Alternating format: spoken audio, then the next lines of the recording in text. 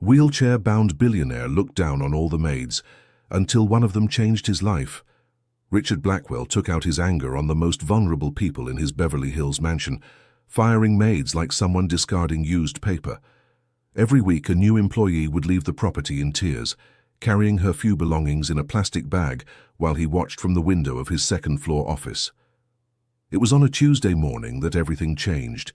He rolled his wheelchair down to the main hall and found a young maid dancing while wiping the marble floor. Emily Parker twirled with the mop as if it were her waltz partner, softly humming a melody that echoed through the mansion's walls. "Stop that immediately!" shouted Richard, making his voice echo through the room. Emily stopped for a moment, looked at him with a serene smile, and continued dancing. "I said stop," he repeated, feeling an inexplicable fury rising in his chest. "I'm sorry, Mr. Blackwell," replied Emily, still swaying gently. "But I work better this way. The floor gets cleaner when I do it with love." Richard rolled his chair until he was very close to her, his grey eyes burning with irritation. "You're not here to be happy. You're here to work. If you want to dance, go to a dance studio." Emily finally stopped, leaned the mop against the wall, and turned to face him. "Sir, I work here because I need the money for my mother's treatment. But I have one condition. I only accept orders given with respect." The silence that fell in the hall was so thick it seemed solid. Richard couldn't believe what he had just heard. No maid had ever spoken to him that way. Never. "You're fired," he said, his voice coming through clenched teeth. "You can't fire me," Emily replied calmly. "Your sister, Mrs. Margaret, was the one who hired me. And she already warned me that you would try to do this." Richard felt the blood rush to his head. Margaret always meddled where she shouldn't. Since the accident that had put him in a wheelchair 5 years ago, his younger sister had taken over the management of the house, and he hated depending on her for anything. "I'm going to talk to Margaret right now," he growled, starting to turn around. "She's not here. She traveled to Santa Monica to visit her daughter. She won't be back until next week." Emily picked up the mop again and continued cleaning, now without dancing but still humming softly. Richard stood there watching her work, feeling a mixture of anger and confusion. There was something different about this woman. All the other maids would lower their heads when he appeared, quicken their pace, speak in whispers. Emily worked as if he weren't even there. "How old are you?" he asked suddenly. 28, she replied without stopping her cleaning. "Why do you accept working in a house where the boss is known to be difficult?" Emily stopped and looked at him again, this time with a more serious expression. "Because everyone deserves a second chance, Mr. Blackwell. Even you." Dear listener, if you're enjoying the story, please take a moment to like and especially subscribe to the channel. It really helps us who are just starting out. Now continuing. Richard rolled his wheelchair away without responding, but Emily's words echoed in his mind for the rest of the day. Second chance. As if he had asked for one. In the following days, a silent war settled in the mansion. Richard made a point of appearing whenever Emily was working, looking for reasons to reprimand her. She, in turn, continued humming and performing her tasks with an efficiency he couldn't criticize. On Thursday, when he went down for breakfast, he found the other maids whispering in the kitchen. When they saw him, they all immediately fell silent. "What were you talking about?" he asked sharply. "Nothing important, sir," replied Dorothy, the 50-year-old cook who had worked in the house for 15 years. "I asked what you were talking about." The women exchanged nervous glances. That's when Emily appeared, carrying a bucket of water. "They were talking about me, Mr. Blackwell," she said simply. "They were saying they'd never seen anyone sing while working." "And what did you answer?" "That music makes any work lighter, and that if they wanted, I could teach them some songs too." Richard felt his jaw tighten. That woman was influencing his employees, changing the dynamics of the house he had established over the years. "You're not here to form a choir," he said. "You're here to work in silence." "With all due respect, sir, nowhere in my contract does it say I must work in silence. And if I'm not mistaken, cleaning productivity has improved since I started working here." Richard hated to admit it, but she was right.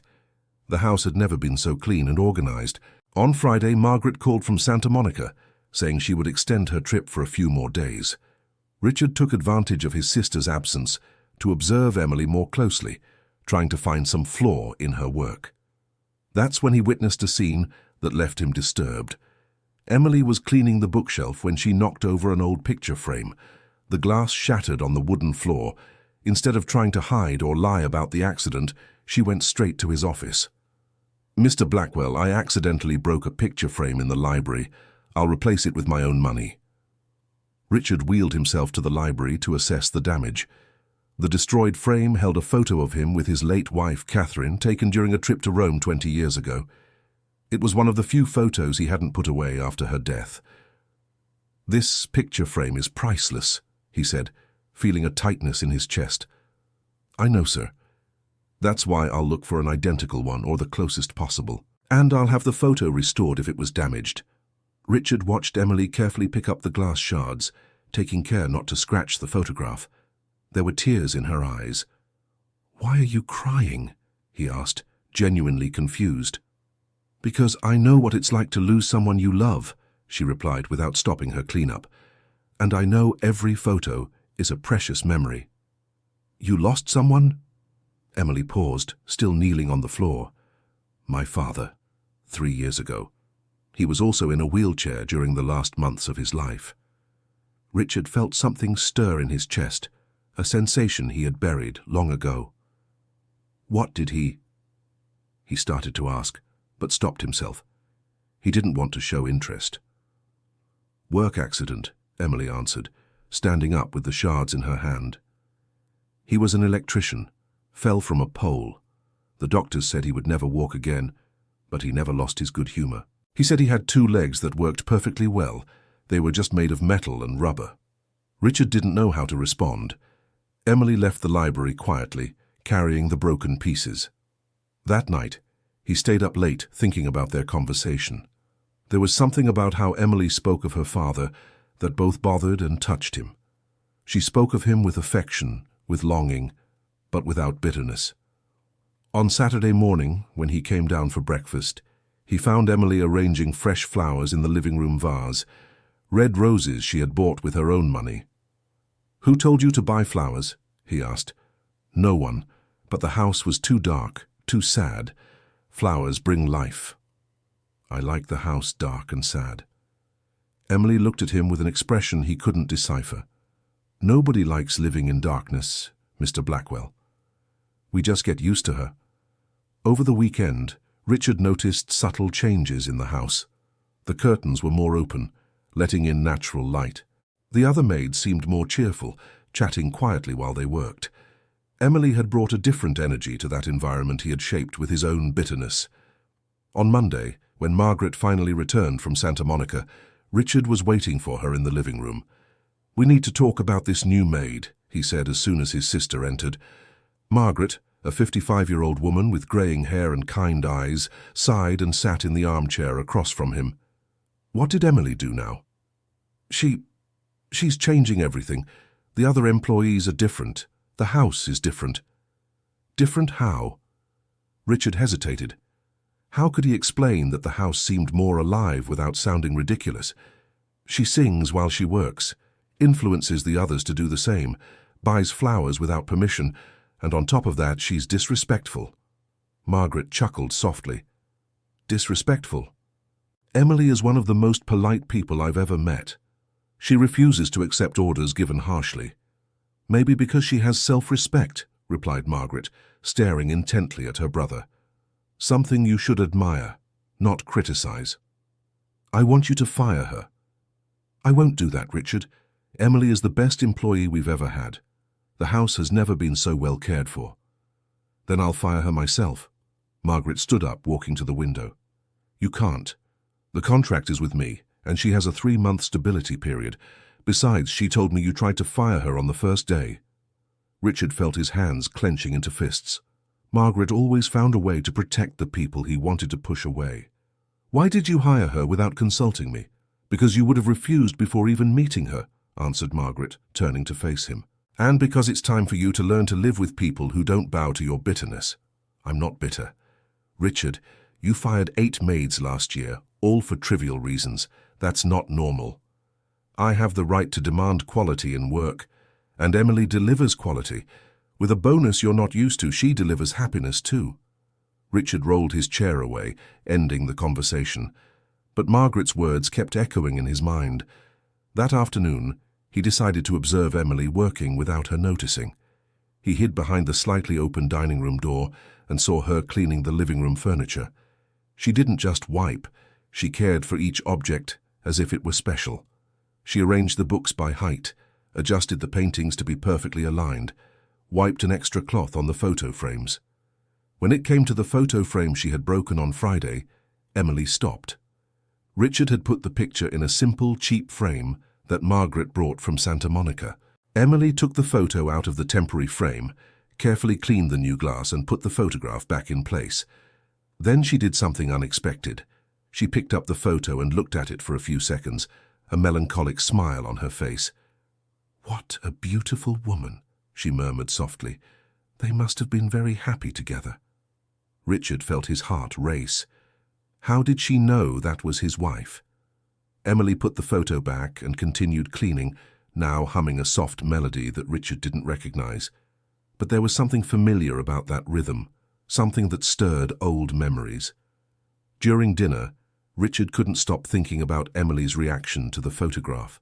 There was affection in her eyes, as if she could feel the love that existed in that image.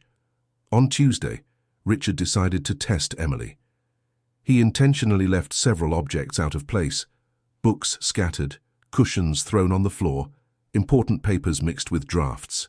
He wanted to see if she would be able to organize everything without damaging anything important. When he returned 2 hours later, he was impressed. Not only was everything perfectly organized, but Emily had separated the important papers from the drafts, placing the documents in a separate folder with a note.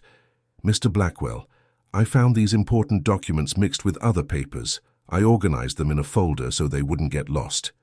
Richard looked at the note and noticed Emily's careful handwriting. It wasn't the writing of someone with little education. "Emily?" he called when he found her cleaning the guest bathroom. "Yes, sir?" "Where did you study?" "I finished high school at a public school in Burbank, sir. Why do you ask?" "Your handwriting is very good. It looks like someone who studied more." Emily smiled. "My mother always said that handwriting is a person's calling card. She taught me to write carefully since I was little." "What did your mother do?" "She was an elementary school teacher. She retired 2 years ago, but now she's sick and needs expensive treatments." Richard nodded and walked away, but kept thinking about her answer. Emily wasn't just any employee. There was education, culture, and dignity in every gesture of hers. On Wednesday, Richard had an important meeting with foreign investors at the mansion. He always held these meetings at home to avoid the complications of commuting to the office in downtown Los Angeles. The investors arrived promptly at 2 in the afternoon. Richard received them in the living room, which Emily had meticulously prepared. Everything was impeccable, the cushions aligned, the crystal glasses shining, the appetizers artistically arranged on silver trays. During the meeting, Emily served coffee and water to the guests with an elegance that surprised Richard. She wasn't just efficient. She was graceful, polite, and spoke the basic English necessary to communicate with the foreigners. When one of the investors accidentally spilled coffee on the white marble coffee table, Emily appeared immediately with a clean cloth and removed the stain without fuss, without interrupting the conversation. "Excellent service," commented the American investor when Emily left the room. "Your maid is very well trained." Richard agreed with a nod, but inside he felt something he couldn't name. Pride? Was he feeling proud of Emily? After the investors left, Richard stayed alone in the room thinking about the meeting. Emily had been perfect, discreet, efficient, elegant. She had contributed to the success of the meeting without even knowing it. On Thursday morning, Richard woke up to a strange noise coming from the ground floor. It was only 6 o'clock, too early for Emily to arrive. He went down quietly in his wheelchair and discovered that the noise was coming from the kitchen. Emily was there, preparing something that smelled delicious. When she saw him, she showed no surprise. "Good morning, Mr. Blackwell. I woke up early and decided to prepare a special breakfast. I hope you don't mind." "What kind of special breakfast?" homemade sugar bread, berry jam I made last night, and freshly brewed coffee, my mother's recipes. Richard felt his stomach growl. He hadn't had a real breakfast in years. He usually ate just plain toast. "You don't have to do this," he said, but without much conviction. "I know, but I like to cook. It relaxes me." Emily served the coffee in a fine porcelain cup, cut a generous slice of the still warm bread, and placed the jam in a small crystal bowl. Richard tasted it and felt flavors he had forgotten existed. "It's very good," he admitted reluctantly. "Thank you. The bread recipe is from my great-grandmother. She used to say that food made with love nourishes more than food made in a hurry. Is your great-grandmother still alive?" "No, sir. She passed away when I was 12, but she left all her recipes written in a notebook that my mother keeps to this day." Richard continued eating in silence, savoring not just the food, but also the memories it awakened. Catherine used to make homemade bread on weekends. The house always smelled of cinnamon and vanilla when she cooked. "Why do you insist on working here?" he asked suddenly. "With your education and efficiency, you could find better jobs." Emily stopped washing the dishes and turned to him. "Because I believe every home needs love, Mr. Blackwell, and this house had been without it for too long." "This house doesn't need love. It needs organization and cleanliness." "With all due respect, sir, but you're mistaken. A house without love is just a building with furniture." Richard finished breakfast and went up to his office without responding, but Emily's words kept echoing in his mind. That afternoon, Margaret appeared in his office with a worried expression.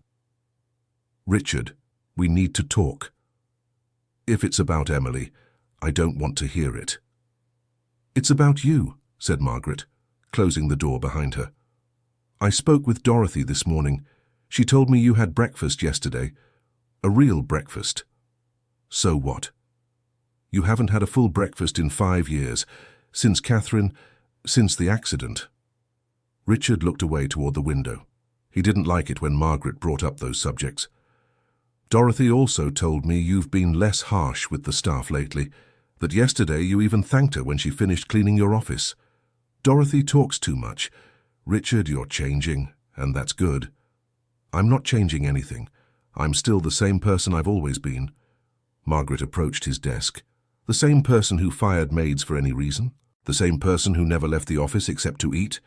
The same person who hasn't smiled once in 5 years? I have no reasons to smile." "Maybe you're starting to find reasons again." Richard rolled his chair away from the desk, turning his back to his sister. "Margaret, I just want to be left alone. Peace isn't the same as isolation, Richard, and you've been isolated for too long."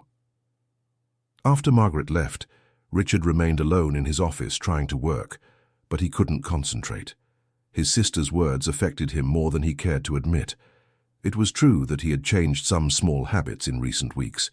He had started having breakfast again, began greeting the staff in the morning, and even gone down to the living room a few times just to get out of the office.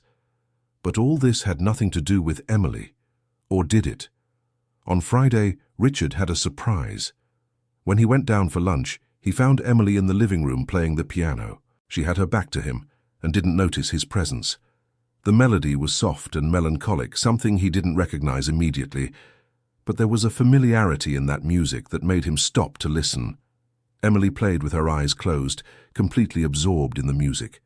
Her fingers moved across the keys with a delicacy Richard hadn't expected. She wasn't just a maid who knew how to work well. She was a woman with talents that went far beyond domestic cleaning. When the music ended, Richard approached slowly. "I didn't know you played the piano," he said, making Emily startle. "I'm sorry, sir. I know I shouldn't. It's just that the piano had been there for so long without being played. I thought maybe... Where did you learn to play?" "My mother taught me when I was a child. She said music is a universal language that connects people even when words can't." "What piece was that?" Emily hesitated before answering. "Moonlight Sonata by Beethoven. So I saw the sheet music here on the piano and decided to play it." Richard felt a shiver run down his spine. Moonlight Sonata was Catherine's favorite piece. She played it constantly when they were married. "How did you know that was..." He started to ask, but stopped himself. "No what, sir?" "Nothing. Forget it." Richard quickly walked away, leaving Emily confused in the living room. He went up to the office and closed the door, trying to process what had happened. It couldn't be a coincidence. Emily had played exactly the piece Catherine loved most on the same piano where his wife used to play. But how could she know that? Dear listener, if you're enjoying the story, please like and especially subscribe to the channel. It really helps us who are just starting out now continuing. That night, Richard couldn't sleep. He lay staring at the dark ceiling, thinking about Emily, about Catherine, about the music that mysteriously connected the two. On Saturday morning, he decided to confront Emily about the piano. "Why did you choose that piece yesterday?" he asked, when he found her organizing the library. "Because it's one of the most beautiful pieces ever composed," she replied simply. "Why do you ask?" "It was my wife's favorite piece." Emily stopped what she was doing and looked at him carefully. "Your wife played piano. Every day, for the 15 years we were married. She must have been a very special woman." Richard nodded, feeling a pang of longing in his chest. "She was. She died 5 years ago. Cancer." Emily put the cleaning cloth on the table and approached him. "I'm sorry for your loss, Mr. Blackwell. That must have been very difficult. That's why I closed the piano. I couldn't bear to hear music without remembering her." "And do you think she would like to know that her piano has been silent for so long?" Emily's question caught him off guard. He had never thought about it from that angle. I don't know. Can I tell you something? When my father was in a wheelchair, he also wanted to stop doing the things he loved. He said there was no point in continuing since he couldn't walk. But my mother said something I've never forgotten." "What did she say?" "That we honor the people we love by continuing to live, not by stopping living. That true love doesn't want us to become prisoners of memories." Richard fell silent, processing Emily's words. "Did your father go back to doing the things he loved?" "He did. He adapted everything for the wheelchair, but he went back. And he was happier in the last months of his life than he had been in the first year after the accident." "And you? Did you also have to adapt to something?" Emily smiled and lifted her pant leg, revealing a discreet prosthesis on her right leg. "I was born without part of my right leg. I've used a prosthesis since I was 2 years old. My parents always taught me that limitations only exist if we accept that they exist." Richard looked at the prosthesis and then at Emily's serene face. Suddenly many things began to make sense. The way she moved gracefully, how she faced difficulties naturally, how she treated her own situation with lightness. "Is that why you dance? To prove that you can?" "I dance because it makes me happy. The prosthesis is just a detail.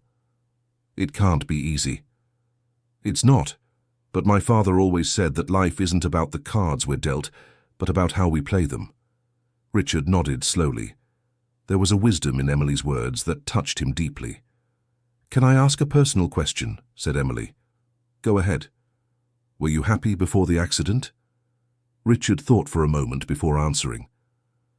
"I was very happy. Catherine and I danced, traveled, had plans. I even played guitar in my free time." "And what changed besides the wheelchair?" "Everything changed." "But why? You're still the same person. You still have the same memories, the same feelings. But I no longer have the same abilities." Emily approached and crouched in front of his chair, looking directly into his eyes. "Mr. Blackwell, I can play the piano standing on one leg. You can play the guitar sitting in a chair. Music doesn't need legs to exist." Richard felt something stir inside his chest. An emotion he had buried a long time ago began to emerge. "I haven't played the guitar in 5 years. But do you still remember how to play?" "I do." "Then you haven't lost the ability. You've only lost the desire." Richard stared at Emily for a few seconds, seeing not just a maid, but a wise woman who had faced her own battles and come out victorious. "You're very different from the other people who work here," he said finally, "because I treat you as a human being, not as a boss who should be feared." "Perhaps." Emily stood up and went back to work, but the atmosphere between them had changed. There was a mutual understanding, a respect that hadn't existed before. That afternoon, Richard made a decision. He went down to the garage, where he kept his guitar in a dusty case. It had been years since he opened that case. When Emily saw him in the main hall with the guitar on his lap, she stopped what she was doing. "Are you going to play something?" she asked with a smile. "I'll try. My fingers are a bit rusty." Richard began tuning the instrument, and the sound of the strings echoed through the mansion like an awakening. Dorothy appeared at the kitchen door. Margaret came down the stairs, and even the gardener stopped working to listen. The first song he played was simple, a popular ballad he used to play for Catherine. The notes came out hesitantly at first, but gained fluency as his muscle memory returned. When he finished, everyone applauded. Richard felt a warmth in his chest that he hadn't felt in years. "It was beautiful, Mr. Blackwell," said Emily. "Music has this ability to reconnect us with parts of ourselves we thought were lost." "You're right," admitted Richard. "I felt as if a part of me had come back to life." During the following days, Richard began playing the guitar regularly, always in the afternoon when he finished work at the office. Emily took advantage of these moments to clean the hall, and sometimes they played together, her on the piano and him on the guitar. It was during one of these musical sessions that Margaret appeared with an expression of surprise and joy. "It's been so long since I've heard music in this house," she said, sitting in an armchair to watch. "Emily convinced me to start playing again," explained Richard. "Emily is a very wise woman," replied Margaret, looking at the maid affectionately. "She also plays the piano very well." "I know. I've heard her a few times when I pass by the room." Richard looked at Emily, who continued playing with a serene expression. "Margaret, did you know that Emily uses a prosthetic leg?" "I did. That was one of the reasons I hired her. I thought you two might have something in common." Richard stopped playing. "You manipulated me?" Margaret smiled. "I prefer to call it therapeutic strategy." "Margaret, Richard, you were withering away in this house. For 5 years you shut yourself off from the world. Emily is the first person who managed to pierce that bubble of bitterness you created around yourself." Richard looked at Emily, who had stopped playing and was watching them silently. "Did you know about this?" he asked her. "That Mrs. Margaret hired me hoping I could help you?" "Yes, I knew." "And you accepted anyway?" "I accepted because everyone deserves a second chance, Mr. Blackwell, especially people who have already suffered a lot." Richard felt confused, a little betrayed, but also curiously grateful. "So you're not here just for the money?" "I'm here for the money too," Emily replied honestly. "I need to pay for my mother's treatment, but I'm here mainly because I recognize pain when I see it. And your pain is very similar to what my father carried." "And what do you hope to achieve?" "To prove that life can have meaning again, even after everything seems lost." Richard remained silent, processing everything he had discovered. Emily and Margaret had schemed together to save him, and he hadn't even noticed. "You two are impossible," he said finally, but there was a tone of affection in his voice. "Impossible and effective," Margaret replied with a smile. That night, Richard lay awake thinking about everything that had happened in the past few weeks. Emily had arrived like a silent hurricane, changing everything without him noticing. And the most surprising thing was that he didn't feel invaded or manipulated. He felt alive. On Monday, Richard woke with a strange desire. He wanted to leave the house. For years he hadn't felt like going anywhere beyond what was strictly necessary, but that morning he wanted to see the world beyond the mansion walls. When he went down for breakfast, he found Emily making homemade bread again. "Good morning, Mr. Blackwell," she said with her usual smile. "Good morning, Emily. I have a question for you." "Yes?" "You said you teach dance classes for people with limited mobility. Where does that happen?" "At the Burbank Community Center." "Why do you ask?" "I'd like to see these classes." Emily almost spilled the flour she was sifting. "You want to go to the community center?" "I do, if you don't mind." "Of course I don't mind. But may I ask why?" Richard thought about his answer before speaking. "Because I want to understand better who you are, and because I'm curious to see how you teach dance to people like me." Emily smiled, and Richard realized it was the first genuinely happy smile he'd seen on her face since they'd met. "The classes are on Wednesday afternoon. If you really want to go, I can ask someone to pick us up. I have a driver, don't worry about that." On Wednesday, Richard felt an anxiety he hadn't experienced in years. He was nervous about leaving the house, about meeting new people, about exposing himself to the world again. Emily was even more careful than usual when getting ready for work. She wore a simple but elegant dress and had styled her hair differently. "Are you nervous?" Richard asked when they got in the car. "A little. I've never taken anyone to see my classes, and especially never taken my employer." "You don't need to treat me as an employer there. You can call me Richard." Emily looked at him in surprise. "Are you sure?" "I am." The Burbank Community Center was a simple but well-maintained building. When they arrived, some people were already waiting in the dance room. Richard saw wheelchair users, people with crutches, elderly people with mobility difficulties, and even some young people with various disabilities. "Everyone, I want to introduce you to Richard," Emily said when they entered the room. "He came to see our work." Richard was greeted with warmth and curiosity. The people showed no discomfort with his wheelchair, treating him like just another member of the group. "Richard, do you dance?" asked a white-haired lady using a cane. "I used to, before the accident."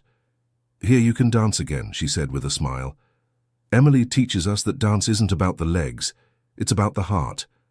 During the class, Richard was impressed with Emily's patience and creativity. She adapted each movement to the specific limitations of each person, always finding a way to include everyone. He saw a young woman with Down syndrome dancing with contagious joy, an amputee boy moving with surprising grace, and the white-haired lady turning every uncertain step into a small victory. "Want to try?" asked Emily, approaching him during the class. "I don't know." "You don't have to leave the chair. You can dance while seated." Emily put on a soft song and positioned herself in front of him. "Just move your arms to the rhythm of the music. Don't think about steps or techniques. Just feel." Richard started slowly, moving his arms hesitantly, but gradually, as the music enveloped him, his movements became more fluid. Emily danced around his chair, creating a choreography where the chair became part of the dance, not an obstacle. It was as if she were dancing with him, not for him. When the music ended, the whole room applauded. Richard felt tears in his eyes. "How do you do that?" he asked Emily. "What? How do you make everything seem possible?" "Because everything is possible, Richard. We just need to redefine what possibility means." On the way back home, they talked about the class, about the people they met, about the barriers society creates for people with disabilities. "Emily, can I make a confession?" said Richard when they were almost home. "Of course." "I had forgotten how good it feels to help other people. Seeing those people today, seeing how you inspire them, reminded me of who I was before I became bitter. And who were you? Someone who believed they could make a difference in the world. Someone who cared about others. That person is still there, Richard. They were just sleeping. That night, Richard called Margaret and told her about the afternoon at the community center. "I'm proud of you," said his sister. "I haven't heard you speak with such excitement about something in years. Margaret, I have an idea." What?" "I want to create an adaptive dance program at the company. Something for employees with disabilities, but also for their families. I want Emily to coordinate the project." Margaret was silent for a few seconds. "Richard, that's a wonderful idea. But are you sure? It's a very big change. I'm sure I want our company to be a place where people like Emily can show their potential, where people like me can find a second chance." "And does Emily already know about your idea?" "Not yet. I want to talk to her tomorrow. She'll be thrilled." "I hope so." On Thursday morning, Richard was eager to talk to Emily about the project. When he found her tidying up the living room, he noticed she was different, more quiet, less animated. "Is everything okay, Emily?" he asked. "Yes, sir." "Why do you ask?" "You seem worried about something." Emily hesitated before answering. "I got some bad news last night. About my mother." Richard felt his heart tighten. "What happened?" "The doctor said she needs urgent surgery, but it's very expensive and the insurance doesn't cover it. How much does the surgery cost? $50,000. It's a lot of money. I don't know how I'm going to manage. Richard was silent for a moment, thinking. Emily, I have a proposal for you. What kind of proposal?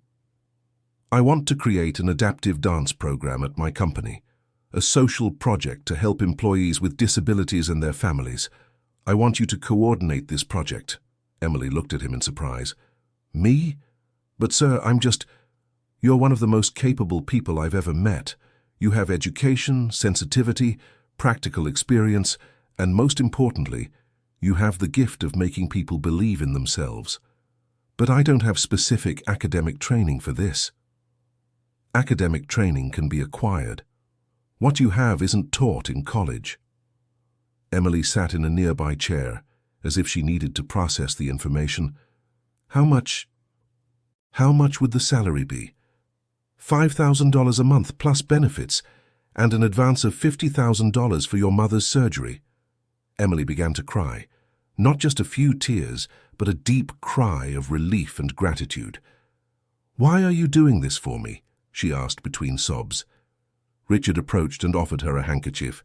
Because you saved me, Emily. You gave me back my life, and because I believe every person deserves a chance to show their potential. I don't know if I deserve so much generosity. You deserve this and much more. You transformed not only my house but my soul. You taught me that limitation only exists if we accept that it exists. Emily stood up, and for the first time since they had met, hugged Richard. It was a sincere hug, full of gratitude and affection. Thank you, she said simply. Thank you for giving me a chance. Thank you for giving me a second chance in life. In the following days, Richard and Emily worked together on the Adapted Dance Program project. They visited other community centers, talked with experts, researched teaching methodologies. Richard had rediscovered an energy he hadn't had in years. He woke up early, worked with enthusiasm, made plans for the future. The mansion had changed too. There was music every day, laughter, lively conversations among the staff. "You're a different person," commented Margaret one afternoon, watching her brother play the guitar in the living room. "I'm feeling like a different person," replied Richard, "as if I've woken up from a very long sleep." "And Emily, how is she with her new role?" "Radiant. She's already started studying at night to specialize in therapy through dance. She wants to do the best job possible." "You make a good team." Richard stopped playing and looked at his sister. "What are you implying?" "Nothing much, just that it's good to see you caring about someone again. Emily is an exceptional employee. It's natural that I care about her well-being." Margaret smiled but said nothing more. A week later, Richard received a phone call that would change everything again. It was from the hospital where Emily's mother was staying. "Mr. Blackwell, this is Dr. Thompson. Mrs. Patricia Parker asked me to call you." "What happened?" asked Richard, feeling his heart race. "The surgery was a complete success. Mrs. Parker is recovering very well. She said she would like to meet you in person to thank you." "How is she?" "Awake and cheerful. I can say she's eager to meet the man who saved her life." Richard hung up the phone and stood still for a few minutes, feeling a mix of relief and nervousness. He had never met Emily's mother, but he knew how important she was to her daughter. When Emily arrived from the hospital that afternoon, she was radiant. "Richard," she said, forgetting the formal protocol, "my mother is well. The surgery was perfect." "That's great, Emily. I'm very happy for you." "She wants to meet you. She said she won't rest until she thanks you personally." "It would be an honor to meet her." "Can we go visit her tomorrow if you're not too busy?" "Of course we can. By the way, Emily, you don't need to call me sir anymore. We can just be Richard and Emily, don't you think?" Emily smiled. "I think so." Richard. Dear listener, if you're enjoying the story, please take a moment to like and especially subscribe to the channel. It really helps us who are just starting out. Now, continuing. The next day, Richard and Emily went to the hospital to visit Patricia Parker. Richard was nervous, not knowing what to expect from this meeting. Patricia was a 55-year-old woman with graying hair and gentle eyes, identical to her daughter's. Even weakened by the surgery, there was a warm energy in her that Richard felt immediately. "Mr. Blackwell," said Patricia, extending her hand to him, I don't even know how to begin thanking you for what you've done for my family." "No need to thank me, Mrs. Parker. Emily has done much more for me than I have for you. She told me you created a special project for her, that it's helping other people too." "That's true. Emily has a special talent for inspiring people. She deserves a chance to show that to the world." Patricia looked at her daughter with pride, then turned her gaze back to Richard. "Mr. Blackwell, may I ask a personal question?" "Of course." "Are you married?" Richard felt his face grow warm. "I'm a widower, Mrs. Parker." "Oh. And do you have children?" "I don't have children." "What a pity. You seem like a very good man. You would be a great father." Emily intervened, visibly embarrassed. "Mom, stop that." "What? I'm just talking," said Patricia innocently.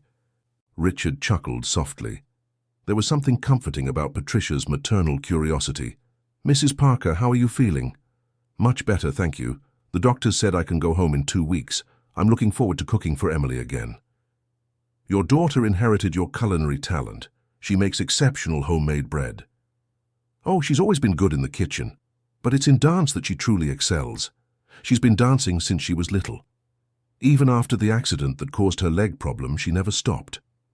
Richard looked at Emily, who was quiet, listening to her mother speak. "Tell me about this accident," he requested. Patricia looked at her daughter, who nodded. "Emily was 16 when it happened. She was hit by a drunk driver on her way home from school. The doctors said she would never walk properly again, that she would never dance again. But she proved them wrong." "How?" "With a lot of determination and physical therapy, and especially with dance. She used dance to recover, to strengthen her leg, to overcome the depression that came after the accident." Richard looked at Emily with renewed admiration. She had faced much greater adversities than he had imagined. "That's why dance is so important to you," he said to Emily. "Dance saved me," she replied simply.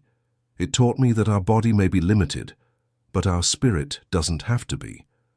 "And now she's saving other people with dance," added Patricia. "Just like she's saving you?" Richard and Emily exchanged glances, both feeling a moment of deep connection. After the hospital visit, Richard and Emily returned home in silence, each lost in their own thoughts. "Richard," said Emily when they arrived at the mansion. "Yes?" "Thank you for being so kind to my mother. She's a wonderful woman. Now I understand where you got your strength and wisdom from. She really liked you. And I really liked her. It's easy to see why you're so special." Emily smiled, but there was something melancholic in her expression. "What is it?" asked Richard. "Nothing, it's just, sometimes I'm afraid that all this is too good to be true, that I'll wake up and find out it was all a dream." Richard stopped the wheelchair and looked directly at her. "Emily, I can assure you this is not a dream. You've truly transformed my life, and now you're going to transform the lives of many other people." "What if I can't? What if I disappoint you?" "Impossible. You've already proven you're capable of extraordinary things." That night, Richard lay awake thinking about the conversation with Patricia and Emily's insecurities. Something was changing between them, something that went beyond their professional relationship. The following week, the adaptive dance program was officially launched at Richard's company. The response was surprising. Dozens of employees signed up, not only those with disabilities but also family members and friends. Emily was nervous on the first day of classes. Richard decided to accompany her to offer moral support. "I'm scared," Emily confessed before entering the adapted room that had been created especially for the project. "Scared of what?" "Of not living up to expectations, of disappointing people." Richard took her hand, a gesture that surprised them both. "Emily, you won't disappoint anyone. You have a natural gift for this, and most importantly, your heart is in the right place." The first class was an absolute success. Emily managed to create a welcoming environment where each person felt valued and included. Richard observed from a corner of the room, feeling a paternal pride for Emily. After the class, several participants came to thank both Emily and Richard for the opportunity. "This project will change many lives," commented Margaret, who had also attended the class. "It's already changed mine," replied Richard, looking at Emily, who was putting away the sound equipment. "Richard, May I give you some advice? Go ahead. Don't let fear stop you from following your feelings. What feelings?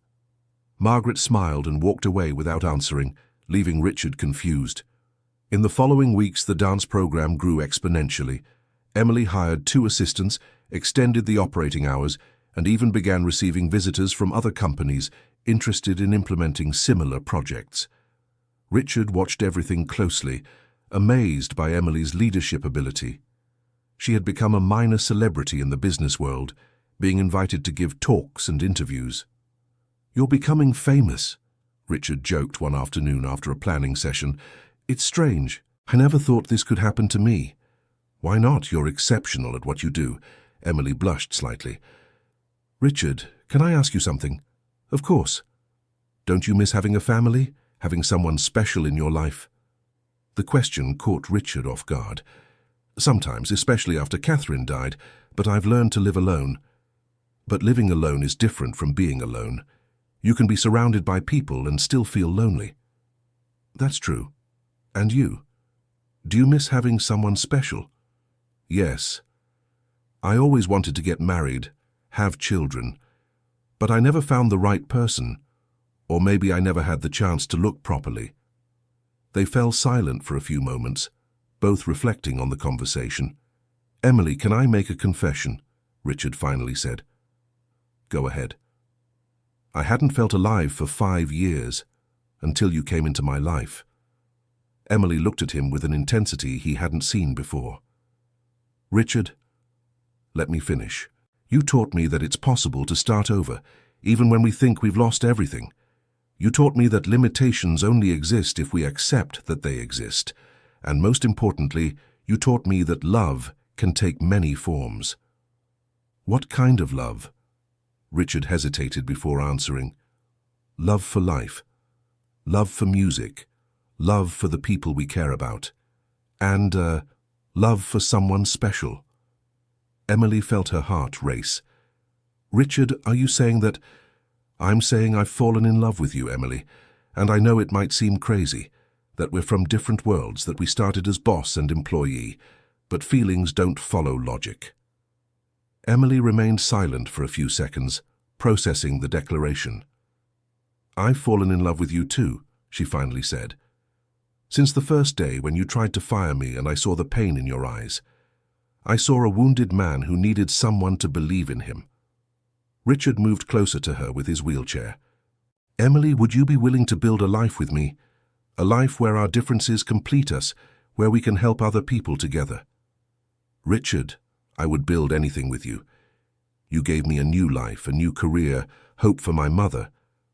But most of all, you gave me your heart."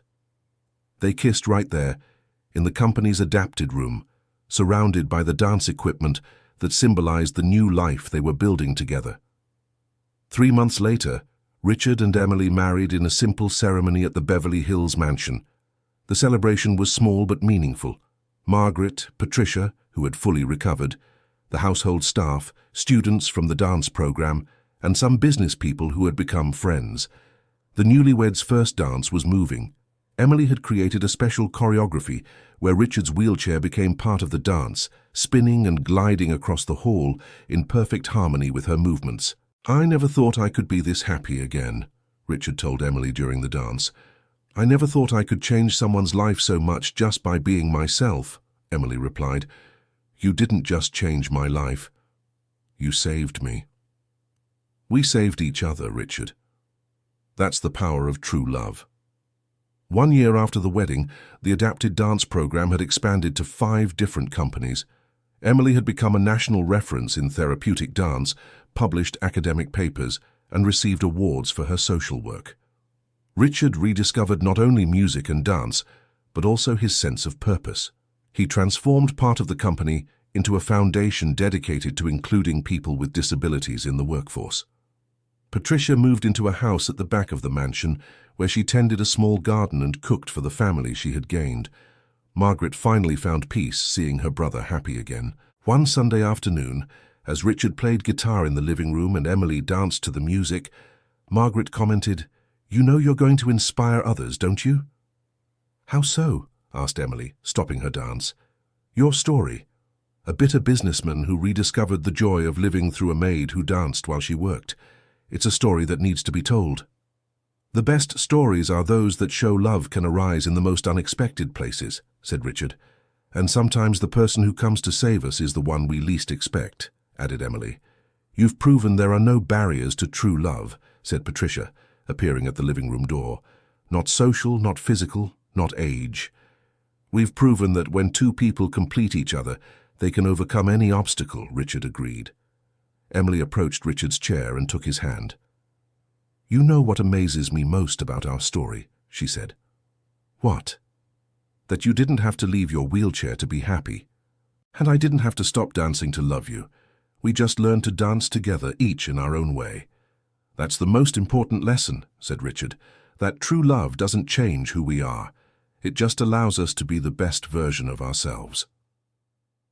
2 years later, Richard and Emily opened a rehabilitation center through dance, the first in the United States specialized in serving people with different types of disabilities. The center offered not only dance classes, but also physical therapy, occupational therapy, and psychological support. "I never imagined my life would take this direction," Emily said in an interview for a television program. "And what direction is that?" asked the interviewer. "The path of complete fulfillment. Professionally, I'm doing what I love and helping people.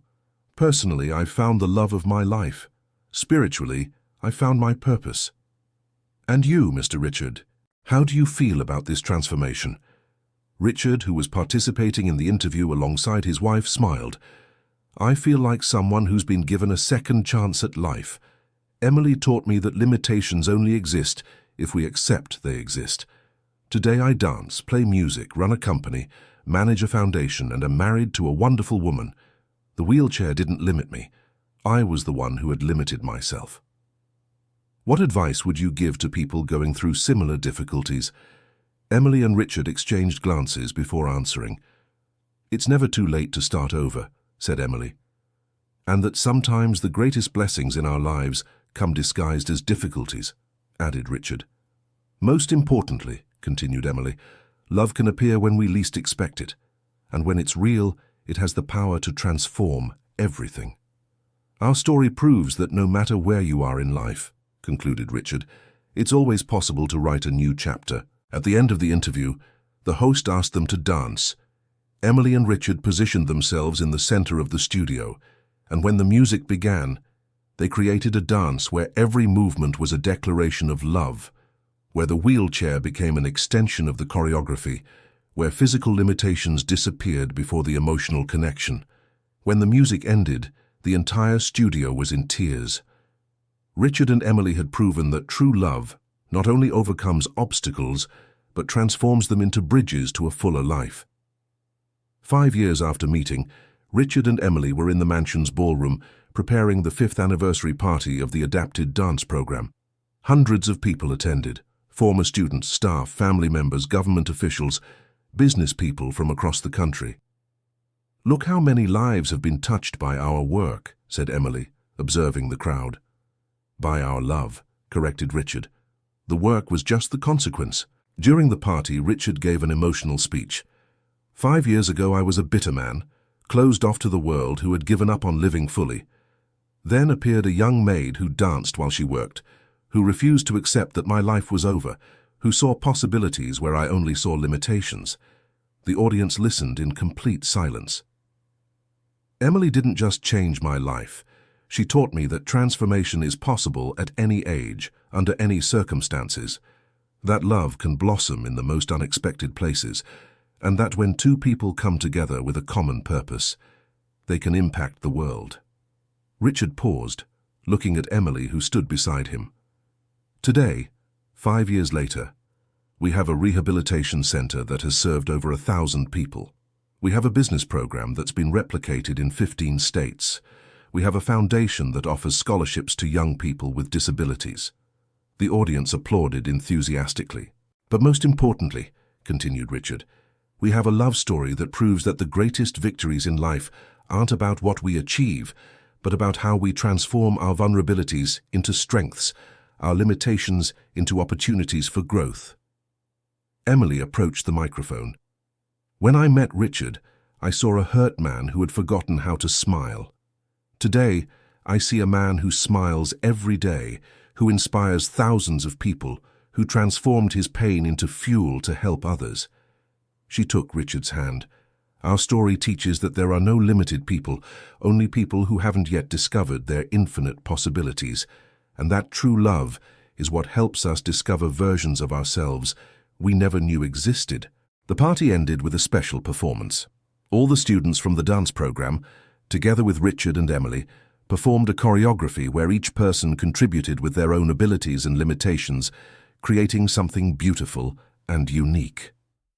At the end of the evening, when everyone had already left, Richard and Emily were alone in the hall, dancing one last dance. "Do you regret anything?" asked Emily. "Nothing," replied Richard, "not even the accident that put me in this wheelchair. If it weren't for it, I might never have learned to value the things that truly matter. And I don't regret insisting on dancing that first day, even when you told me to stop." "Why didn't you stop?" Emily smiled. "Because the tune I was humming was Moonlight Sonata, the same piece your piano had on the sheet music. I knew it was special to you, and I had a feeling that if I could connect your pain with something beautiful, maybe I could help you." Richard stopped dancing. "You did it on purpose?" "I did. Margaret had told me about your wife, about how happy you were before the accident. She asked me to try to reach the man you were before the bitterness." "So you knew from day one?" "I knew you were a good person who was hurting. I knew you needed someone to believe in you when you had stopped believing in yourself." Richard looked at her with a mix of surprise and admiration. "You manipulated me?" "I loved you from the very first moment," Emily replied simply, "and love sometimes needs to be brave enough to save people from themselves." They continued dancing, each movement an affirmation that they had found in each other not just a romantic partner, but a lifelong accomplice. End of story. And now, dear listeners, we've reached the end of this beautiful story of overcoming and love. What did you think of Richard and Emily's journey? Do you believe true love can really transform lives as it did for them? Leave your comments sharing your own experiences of overcoming challenges or moments when someone special changed your life. Your stories inspire other listeners. Thank you so much for joining me on this emotional adventure. Don't forget to leave your like and subscribe to the channel.